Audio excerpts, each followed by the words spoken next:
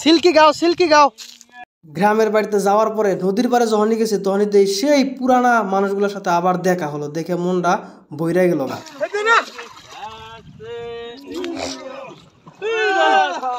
এই পানি তো সেই পুরানা মানুষগুলোর সাথে দেখা হওয়ার পরে কিন্তু দুঃখের বিষয় হলো তারা এই মাছ ধরার নৌকাটারে চেষ্টা করতেছে এই শুকনা দিয়েই তারা নিয়ে যাব, কারণ এখন ওই সময় আমি যখন বাড়িতে গেছিলাম তখন নদীতে কোনো পানি আসছিল না, কিন্তু যে সব জায়গাতে পানি আছে ওই সব জায়গায় কিন্তু মাছে ভরপুর আছিল।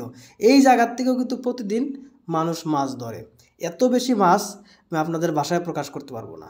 তারা আর কি জাল দিয়া মাছ ধরে সারা জীবন নদীতেই কাটিয়ে দেয়।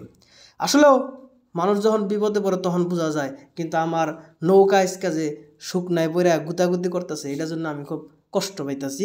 এতগুলা মানুষ কিন্তু পারতাছে না নৌকাটারে উঠানোর জন্য। আমি অবশ্যই গিয়া ধরি নাই কে ভিডিও করতেছি, কিন্তু আমি তাদেরকে কিন্তু সাহস দিলাম। সাহস দেওয়াতে তারা মোটামুটি শেষ পর্যায়ে নৌকাটা নেওয়ার মতো একটা পর্যায়ে গিয়ে গেছে। ওই দেখেন এদিকে কিন্তু পানি নাই, পানি খুব কম। তো আমার বাংলার নৌকা আজকে